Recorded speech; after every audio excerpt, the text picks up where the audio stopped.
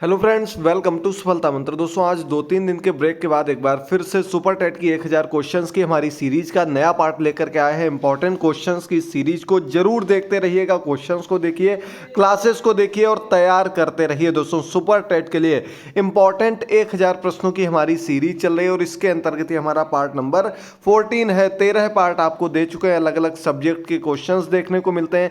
आज की क्लास में आपको हिंदी के, जीएस के, साइंस के और एंड में मैथ के क्वेश्चंस देखने को मिलेंगे। तो दोस्तों, क्लास को जरूर देखिएगा, चैनल को सब्सक्राइब करिएगा और अधिक से अधिक शेयर करना मत भूलिएगा ताकि आपको लगातार क्लासेस समय पर मिलती रहे। अब डेली आपको एक क्लास फिर से स्टार्ट कर रहे हैं और एक एक क्वेश्चन को आपको समझना है और आंसर करते रहना है। पहला क्वेश्चन आपके सामने आ चुका कि कौन सा रसायन आतिशबाजी प्रदर्शित करते समय हरे रंग के लिए जिम्मेदार होता है।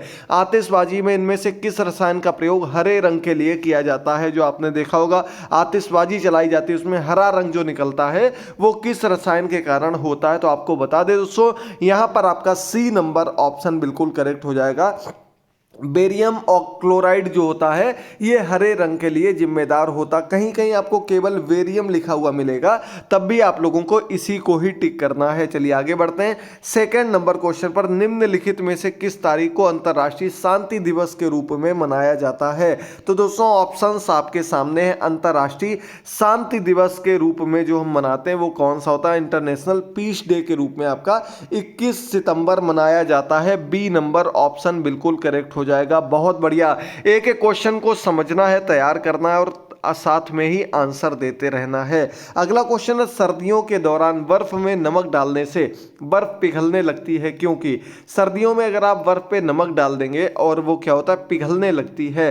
तो ऐसा क्यों होता है, ऑप्शंस आपके सामने दिए गए। इस प्रकार के कारण के क्वेश्चंस आपको 2-3 जरूर देखने को मिलते हैं और यहां पर आपका सही ऑप्शन इसका हो जाएगा सी नंबर ऑप्शन की बर्फ की सतह पर पानी के हिमांक बिंदु को कम करता है, जिससे कि क्या होता है, बर्फ पिघलने लगती है। आपका सही ऑप्शन सी नंबर ऑप्शन हो जाएगा। चलिए आगे बढ़ते हैं।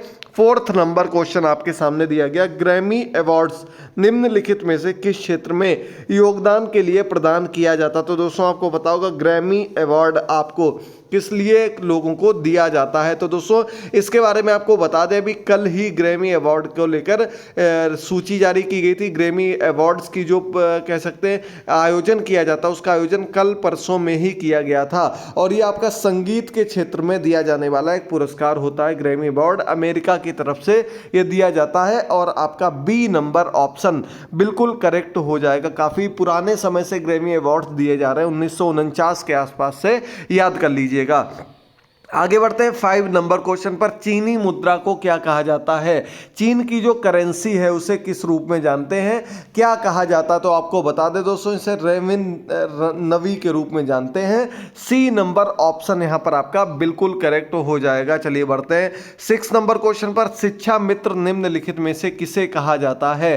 तो दोस्तों, बात यहां पर शिक्षा मित्र की है। तो शिक्षा मित्र किसको कहा जाता है, जो लोग प्राइमरी से पहले से जुड़े हुए होंगे, जो लोग इससे रिलेटेड एग्जाम देते रहते होंगे, उनको जरूर पता होगा, या ग्रामीण परिवेश से जुड़े हुए होंगे कि प्राइमरी स्कूल्स में जो शिक्षक होते हैं, जो अलग से कह सकते हैं हम लोग संविदा के रूप में या एक मानदेय के आधार पर शिक्षक लगाए गए थे, उन्हें शिक्षा मित्र का नाम दिया गया था। यहां पर ए नंबर ऑप्शन आपका बिल्कुल करेक्ट हो जाएगा। बहुत बढ़िया, काफी शिक्षा मित्र साथी अब हमारे साथ जुड़े हुए हैं और अपनी तैयारी में लगे हुए हैं। जल्द ही उनको भी टीचर की नौकरी मिलने वाली है। आगे बढ़ते हैं 7 नंबर क्वेश्चन पर। निम्नलिखित में से कौन सा कथन सत्य है। पढ़िएगा चारों कथन। 1947 के बाद बोर्ड का न्यायिक विंग इलाहाबाद में कार्य करता है।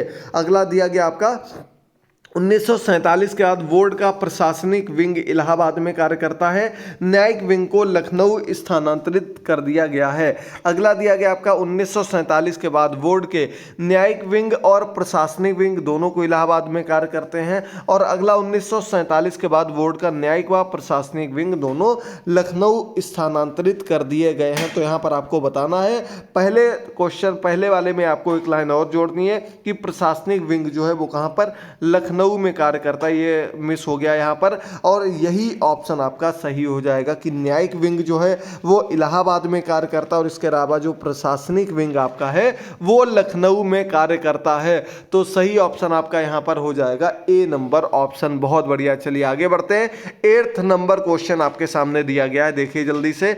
निम्नलिखित में से कौन सा पर्वत दर्रा भारत के उत्तराखंड राज्य में स्थित है? आपको बता दें दोस्तों, पर्वत दर्रा क्या होता है? पहाड़ों के बीच से जो रास्ते गुजरते हैं, पहाड़ों को क्रॉस करते हुए उसके बीच से जो पतले महीन रास्ते बनाए जाते हैं उनको दर्रा कहा जाता है, उनको पर्वत दर्रे के रूप में जाना जाता है। उत्तराखंड हमारा पर्वतीय क्षेत्र के रूप में आता है और यहाँ पर दर्रे पाए जाते हैं, हिमाचल में पाए जाते हैं, जम्मू कश्मीर में पाए जाते हैं। तो यहाँ पर आपको बताना उत्तराखंड में कौन सा इनमें से दर्रा है।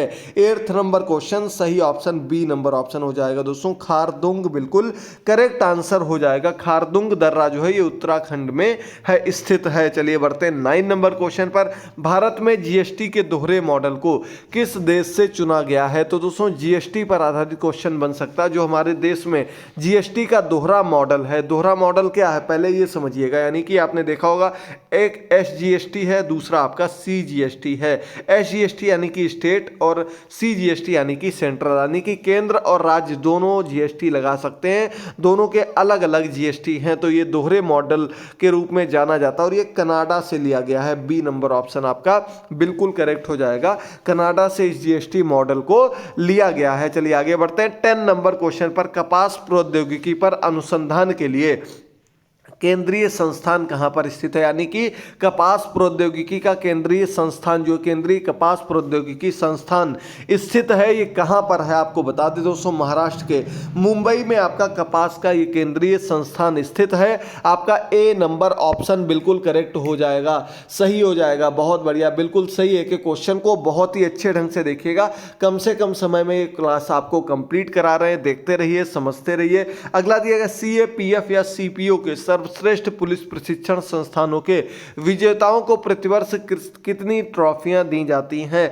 तो ये क्वेश्चन थोड़ा अलग आ गया है दोस्तों, आपके सब्जेक्ट या टॉपिक से रिलेटेड नहीं है, ना ही इस प्रकार का क्वेश्चन पूछा जाएगा। यहां पर आपका सी नंबर ऑप्शन करेक्ट हो जाएगा दोस्तों। 3 ट्रॉफियां दी जाती हैं, 3 पुरस्कार दिए जाते हैं। 12 नंबर क्वेश्चन है, निम्नलिखित जीवों में से किसका यौगिक कंपाउंड आंखें होती हैं? किसकी कंपाउंड आंखें होती हैं, एक साथ जुड़ी हुई आंखें होती हैं, इनमें से किस जीव की होती हैं? 12 नंबर क्वेश्चन है, ऑप्शंस आपने देख लिए और यहां पर आपका करेक्ट ऑप्शन हो जाएगा ए नंबर ऑप्शन दोस्तों। ड्रैगन मक्खी जो होती है इसकी आंखें कैसी होती हैं? कंपाउंड होती हैं। बी ए नंबर ऑप्शन को हम लोग टिक कर देंगे। चलिए बढ़ते हैं 13 नंबर क्वेश्चन पर। भारत छोड़ो आंदोलन 1942 झारखंड में किस नेता के नेतृत्व में लड़ा गया? तो आपको बता दें, हमारे देश को आजाद कराने के लिए बहुत से आंदोलन किए गए, जिसमें असहयोग आंदोलन हो गया, भारत छोड़ो आंदोलन हो गया, ये प्रमुख माने जाते हैं और क्वेश्चंस भी इनसे बहुत ज्यादा पूछे जाते हैं। तो दोस्तों 1942 में हमारा भारत छोड़ो आंदोलन प्रारंभ हुआ था और इसका नेतृत्व पूरे देश में अलग अलग नेताओं ने किया था। तो झारखंड की बात करते हैं, वहां पर किसने नेतृत्व किया था? तो आपको बता दें दोस्तों, B number option Chunaram Mahato ने यहां पर नेतृत्व किया था। किसका? भारत छोड़ो आंदोलन का। सही हो जाएगा आपका बी नंबर ऑप्शन। याद करते रहिए, समझते रहिए और क्वेश्चंस को जरूर ध्यान रखिएगा, ये सभी आपके टॉपिक के इंपॉर्टेंट क्वेश्चन है। अगला क्वेश्चन है, राष्ट्रीय मानवाधिकार आयोग में कितने सदस्य होते हैं? 14 नंबर क्वेश्चन, राष्ट्रीय मानवाधिकार आयोग में कितने सदस्य होते हैं? तो ये क्वेश्चन थोड़ा कंफ्यूजिंग है क्योंकि सदस्यों की बात की जाएगी तो यहां पर आपका एक अध्यक्ष होता है, इसके बाद आपके 5 प्रमुख सदस्य होते हैं और इसके बाद 4 सदस्य अन्य नामित किए जाते हैं। तो सदस्यों की संख्या में आपका डी नंबर ऑप्शन सही हो जाएगा। 9 सदस्य इसके अंतर्गत आ जाते हैं। राष्ट्रीय मानवाधिकार आयोग के अंतर्गत आपके अगर सदस्यों की बात की जाएगी तो यहां पर 9 सदस्य आ जाते हैं, याद कर लीजिएगा। चलिए आगे बढ़ते हैं 15 नंबर क्वेश्चन पर। 2010 के बाद लागू हुई नवीनतम कोर अंतरराष्ट्रीय मानवाधिकार संधि निम्नलिखित में से कौन सी है? चलिए देखिएगा, इनमें से कौन सी इसके अंतर्गत आती है? समिति का नाम मुख्य रूप से किस पर आधारित समिति है, ये आपको बताना। अंतरराष्ट्रीय मानवाधिकार आयोग के अंतर्गत आता है आपका बी नंबर ऑप्शन, एनफोर्ड डिसअपीयरेंसेस और पर समिति जो बनी थी आपकी 2010 की संधि के अंतर्गत आ जाती है। सही ऑप्शन यहां पर आपका बी नंबर ऑप्शन हो जाएगा। बहुत बढ़िया, बिल्कुल सही हो जाएगा। देखते रहिए और एक एक चीज को समझते रहिए। बहुत बढ़िया, चलिए बढ़ते हैं अगले क्वेश्चन पर। अगला क्वेश्चन आपके सामने लेकर आते हैं। 16 नंबर क्वेश्चन हिस्ट्री का क्वेश्चन है, दिया गया है निम्नलिखित कथनों को पढ़ें और सही विकल्प चुनें। कथन को पढ़ना है और सही विकल्प को चुनना है। चोल वंश एक तमिल राजवंश था जिसने 13वीं शताब्दी तक मुख्य रूप से दक्षिण भारत में अपना शासन किया। दूसरा दिया गया, यह चोल वंश समृद्ध गंगा नदी घाटी में उत्पन्न हुआ था। तो दोस्तों आपने एक चीज पढ़ ली यहाँ पर कि तमिल राजवंश था, यानी कि साउथ की ओर फैला हुआ राजवंश था चोल राजवंश। ये तो बिल्कुल करेक्ट दिया गया, क्योंकि मुख्य रूप से आपने साउथ में ही चोल वंश के मंदिर वगैरह, इनकी कृतियां और इनके बारे में देखा होगा, सुना होगा। इसके बाद ये 13वीं शताब्दी तक फैले थे, बिल्कुल सही बात है। काफी लंबे समय तक इन्होंने अपना शासन किया था। आगे बढ़ते हैं, यह चोल वंश समृद्ध गंगा नदी घाटी में उत्पन्न हुआ था। तो ये आपका गलत दिया गया। यहां पर क्या दिया गया, ये गंगा नदी घाटी आपके साउथ में नहीं जाती, पहली बात तो, और ये आपका गलत दिया गया। दूसरा कथन, पहला सही दिया गया, दूसरा गलत, क्योंकि ये मुख्य रूप से कावेरी नदी एक बार मानी जा सकती, कावेरी नदी घाटी के क्षेत्र में फैला हुआ राजवंश था। लेकिन गंगा नदी तो हमारे उत्तर भारत की प्रमुख नदी है और ये नदी आपके बंगाल की खाड़ी में गिर जाती है, तो ये उधर क्षेत्र में नहीं जाती, यानी कि बी नंबर ऑप्शन पहला सही है, दूसरा गलत है। ये वाला हम लोग टिक कर देंगे, बी नंबर ऑप्शन याद कर लीजिएगा। ऐसे क्वेश्चन पूछे जा सकते हैं। 17 नंबर क्वेश्चन, निम्नलिखित में से कौन सा शब्द अनचाहे ईमेल से संबंधित है? अनचाहे ईमेल से संबंधित कौन सा है, देखिए जल्दी से। बहुत बढ़िया, बिल्कुल करेक्ट है। तो यहां पर आपका, हमने एक दिन आपको और इससे रिलेटेड क्वेश्चन कराया था, तो ये आपका स्पैम कहलाते हैं। अनचाहे ईमेल जो होते हैं उन्हें स्पैम में डाल दिया जाता है, स्पैम के अंतर्गत आ जाते हैं, जो कि बिना मर्जी के अपने आप आते रहते हैं और बार बार भेजे जाते रहते हैं, अपने कह सकते हैं प्रचार के तौर पर या किसी न किसी रूप में परेशान करने के लिए या धोखा देने के लिए भी इन मेल्स का प्रयोग किया जाता है। 18 नंबर क्वेश्चन है, अंगूर की खेती को आमतौर पर क्या कहा जाता है? अंगूर की खेती जो होती है उसे हम किस रूप में जानते हैं? अगर नाम की बात की जाएगी तो इसे विटीकल्चर कहा जाता है। डी नंबर ऑप्शन आपका बिल्कुल करेक्ट हो जाएगा, विटीकल्चर कहते हैं अंगूर की खेती को। डी नंबर ऑप्शन आपका बिल्कुल सही हो जाएगा। बहुत बढ़िया, समझते रहिए, तैयार करते रहिए और इसी प्रकार से आगे जुड़े रहिएगा। चलिए बढ़ते हैं 19 नंबर क्वेश्चन पर। निम्नलिखित में से किसके द्वारा जीवन रक्षा के लिए प्रधानमंत्री का पुलिस पदक प्रदान किया जाता है? इनमें से किसके लिए? 19 नंबर क्वेश्चन है और यहां से आपके शुरू हो जाएंगे आगे के क्वेश्चन, जो कि आपके हिस्ट्री, जो कि आपके मैथ से संबंधित क्वेश्चंस होंगे। इसका आपका सही ऑप्शन ए नंबर ऑप्शन हो जाएगा। गृह मंत्रालय द्वारा दिए जाते हैं, जीवन रक्षा के लिए प्रधानमंत्री का पुलिस पदक के रूप में जाने जाते हैं। ए नंबर ऑप्शन आपका बिल्कुल करेक्ट हो जाएगा। दोस्तों क्लास पसंद आए तो लाइक करते रहिए, शेयर करते रहिए, ऐसे ही सपोर्ट करते रहिए, क्वेश्चंस को देखते रहिएगा। बहुत बढ़िया, बिल्कुल सही, तैयार करिए और इसी प्रकार से जुड़े रहिए। चलिए बढ़ते हैं अगले क्वेश्चन पर। 20 नंबर क्वेश्चन दिया गया कि एक के पास 63 ग्राम वजन वाले चांदी के सिक्के हैं और क्या दिया गया, बी के पास 77 ग्राम वजन के चांदी के सिक्के हैं। यदि चांदी के सिक्कों का वजन पूर्णांकों में हो और सभी सिक्कों का वजन समान हो तो ए और बी के पास एक साथ कम से कम कितने सिक्के होंगे? तो सबसे पहले आपको यह पता लगाना कि कितना वजन होगा और कुल कितने सिक्के होंगे ए के पास और बी के पास। उसके बाद हम टोटल सिक्के बता पाएंगे। हमें एक चीज पता है कि 63 ग्राम इसका वजन, 77 ग्राम इसका वजन है, दोनों का वजन बराबर है और सिक्कों के लिए समान वजन है, ये हमको पता है। अब हम यहां से आगे बढ़ेंगे अपनी इतनी लाइन को ही लेते हुए कि क्या दिया गया, एक का 63 है, दूसरे का 77 है। अगर हम इनका एलसीएम एक प्रकार से ले लें तो हमें पता लग जाएगा कि कुल मतलब वजन कितना है, एक सिक्के का वजन कितना है, क्योंकि दोनों के लिए समान वजन की बात की गई। 63 और 77 हैं, ये किससे कट सकते हैं? आपको क्या लगता है? 7 से कट सकते हैं। हैं और कोई संख्या ऐसी नहीं जिससे कटेंगे, तो 7 नेम 63 और 11 सते 77। तो यहाँ पर आपका 11 आ जाएगा, यहाँ 9, यानी कि यहाँ से हमें एक चीज़ क्लियर हो गई। एक सिक्के का वजन कितना है? 7 ग्राम है। एक सिक्के का वजन कितना हो गया? 7 ग्राम हो गया। और 63 ग्राम में आपके 9 सिक्के आ गए और आपके 77 ग्राम में 11 सिक्के आ गए, यानी कि ए के पास आपके 9 सिक्के हैं, बी के पास आपके 11 सिक्के हैं। अब क्या दिया गया? टोटल कितने सिक्के हैं, कम से कम कितने सिक्के होंगे 7 ग्राम वजन के, क्योंकि वजन बराबर है। अब देखिए 20 आंसर में दिया गया, एक के पास 9 है, दूसरे के पास 11 है, टोटल मिलाकर के 20 हो गया। सही ऑप्शन हम लोग सी नंबर ऑप्शन को कर देंगे। बहुत बढ़िया, बिल्कुल करेक्ट आपका यही हो जाएगा। बढ़ते हैं अगले 21 नंबर। बहुत अच्छे, बहुत इजी क्वेश्चन होते हैं, बस आप लोग क्वेश्चन बड़ा देखकर डर जाते हैं और समझ नहीं पाते हैं। 21 नंबर क्वेश्चन दिया गया है, एक लिफ्ट प्रत्येक 65 किलोग्राम के औसत भार के केवल 6 लोगों को ले जा सकती है। यदि उस लिफ्ट में 5 लोगों का औसत भार 67.2 किलोग्राम है तो छठे व्यक्ति का अधिकतम भार कितना हो सकता है? चलिए देखिए, 6 लोग जा सकते हैं टोटल, जिनका एवरेज वेट जो होगा कितना होगा? 65 किलोग्राम होगा। अब 5 लोगों का एवरेज वेट कितना हो चुका है? 67.2 हो चुका है। तो यहाँ से हम इस चीज़ को लेकर के आगे बढ़ेंगे कि आपको 5 का एवरेज वेट पता है और छठे का वेट आप लोगों को निकालना है। यानी कि अगर हम टोटल की बात करें तो कितना आ जाएगा? एवरेज 65 में गुणे 6 का अगर हम करेंगे, 6 पंजे 30, हासिल आई 3, 6 36 और 3 39, यानी कि यहाँ पर आपका क्या हो जाएगा? देखिए जल्दी से, 390 किलोग्राम टोटल वजन होना चाहिए लिफ्ट में। और अभी कितना हो चुका है? अभी हो चुका 67.2 इंटू 5। अगर इसका गुणा करेंगे तो आपका आंसर यहाँ पर कितना आ जाएगा? 336.0, यानी कि 336 किलोग्राम वजन हमारा हो चुका है। अब अगर हम 390 में से 336 को घटा देंगे, 390 माइनस 336, तो जो वजन आ जाएगा वही छठे व्यक्ति का वजन होगा। बस हमको यही पता लगाना था। और अगर घटा देंगे तो इधर आपका 10 में से 6 गया, 4 बचेगा, इधर आपका 8 में से 3 गया, 5 बचेगा, 54 kg आपका वेट हो जाएगा।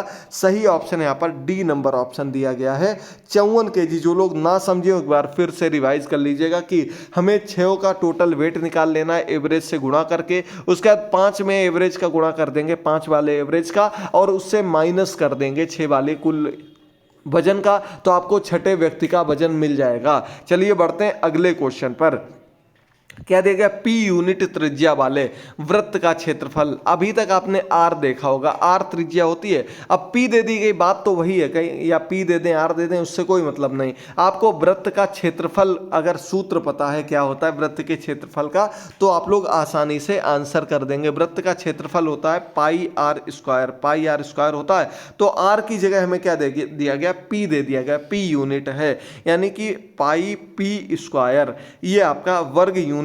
चूंकि अब क्षेत्रफल ले रहे हैं तो वर्ग यानी कि स्क्वायर में यूनिट आ जाएगी आपकी। सही आंसर ए नंबर ऑप्शन हो जाएगा, पाई पी स्क्वायर, ये आपका वर्ग यूनिट आपकी त्रिज्या का क्षेत्रफल हो जाएगा। पाई आर स्क्वायर इसका सूत्र होता है, सभी को पता होगा, नहीं पता है तो याद कर लीजिएगा। बहुत ही महत्वपूर्ण चीजें आपको बताते चल रहे हैं, तैयार कराते चल रहे हैं, एक एक चीज को आपको समझना है, याद करना है। कुछ रीजनिंग के क्वेश्चंस भी देख लेते हैं कि मैच्योरिटी शब्द के अक्षरों का उपयोग करके इनमें से कौन सा अर्थपूर्ण शब्द बनाया जा सकता है। हमें शब्द मालूम है, क्या दिया गया? मैच्योरिटी दिया गया है। इससे कौन सा अर्थपूर्ण शब्द बनेगा, यानी कि सिर्फ इन्हीं अल्फाबेट्स का यूज हो नए शब्द में। तो आप लोग देख सकते हैं कई इसमें नए नाम आपको देखने को मिल रहे होंगे, तो उसमें कंफ्यूज होने की जरूरत नहीं है। सबसे पहले आपको ये देखना है कि इससे कौन सा शब्द बन रहा है। एल देखिए है नहीं इसमें, ई भी नहीं है इसमें, एल नहीं है, यानी कि तीनों अलग हट गए। हमारा ऑट्रियम बचा, एट्रियम, ये आपका शब्द बन रहा है। केवल आपको अर्थ नहीं भी पता, अगर आपको कोई दूसरा अल्फाबेट किसी वर्ण में दिख रहा है, किसी शब्द में दिख रहा है, तो उसे हम अलग कर देंगे, क्योंकि हमें सिर्फ इन्हीं से शब्द का निर्माण करना था। तो आपका सी नंबर ऑप्शन करेक्ट हो जाएगा। और अगर इसके अर्थ की बात की जाए तो इसका अर्थ होता है विशाल, कह सकते हैं अलिंद, बड़ा हॉल, इस रूप में इसको जानते हैं। सी नंबर ऑप्शन आपका बिल्कुल करेक्ट हो जाएगा। आगे बढ़ते हैं, बहुत अच्छा क्वेश्चन है, दिशा पर आधारित है कि जी क्या दिया गया? जी उत्तर की ओर 20 किलोमीटर चलता। तो आपको हम पहले भी बता चुके हैं, ये आपका नॉर्थ है, इधर आपका साउथ है, इधर साइड आपका वेस्ट है, इधर ईस्ट है। तो ये चीज़ आपको पहले से ही पता है। अब हमको क्या कर देना है, आपको समझना है। देखिए जल्दी से, 20 किलोमीटर उत्तर की ओर जाता क्या कर रहा है, सबसे पहले यहाँ से मान लीजिए चलना प्रारंभ किया, 20 किलोमीटर उत्तर की ओर गया, ये आपका 20 किलोमीटर चल दिया। फिर क्या दिया, वह अपने दाईं ओर मुड़ता है। कहाँ मुड़ा, दाईं ओर। जब इधर जा रहा है, इधर उसका दायां हाथ है, इधर बायां हाथ, तो दाईं ओर मुड़ करके कितना 40 किलोमीटर चल लेता है। यहाँ 20 चला था, इधर 40 चला। फिर क्या चला, पुनः बाईं ओर मुड़ता है, बाईं ओर। अब उसका बायां हाथ इधर है, यानी कि नीचे की ओर मुड़ेगा। बाईं ओर मुड़ करके 20 किलोमीटर चल लेता है। फिर क्या दिया गया, अंत में वह बाईं ओर मुड़ता, फिर इधर साइड मुड़ेगा और 20 किलोमीटर चल लेता है। अब क्या देगा, वह अपनी प्रारंभिक स्थिति से कितनी दूरी पर है। तो आपको बता दें, यहां से देखिए, ये तो 20-20 बराबर हो गया। यहां कितना चला था, 40 चला था, यहां 20 चला, यानी कि 40 में से 20 गए, कितने बचे, इधर 20 और चलना बाकी रहेगा। फिर वो अपनी प्रारंभिक स्थिति पर पहुंच जाएगा, यानी कि अपनी प्रारंभिक स्थिति से 20 किलोमीटर दूर है। ए नंबर ऑप्शन आपका बिल्कुल करेक्ट हो जाएगा। यही बिल्कुल सही दिया गया। बहुत बढ़िया, बहुत इजी क्वेश्चन था, बस आप लोग कंफ्यूज हो जाते हैं और वहीं पर गलती कर देते हैं। अगला और अंतिम क्वेश्चन दिया गया है आपके सामने, देखिए जल्दी से। 4 में से एक का सही चयन करना है, पहली जोड़ी से समरूप हो। तो यहां पर क्या कैक्टस दिया गया और इसमें क्या कर दिया गया है, और यहां पर आपको इससे परिवर्तित कर देना। देखिए जल्दी से, सही आपका क्या हो जाएगा, बहुत बढ़िया। इसके अल्फ़ाबेट्स को इधर उधर कर दिया गया और कुछ नहीं किया गया है। अगर आप लोग ऑप्शंस देखेंगे तो आपको बिल्कुल क्लियर हो जाएगा। देखिए कौन सा ऑप्शन इससे मैच कर रहा है आपका।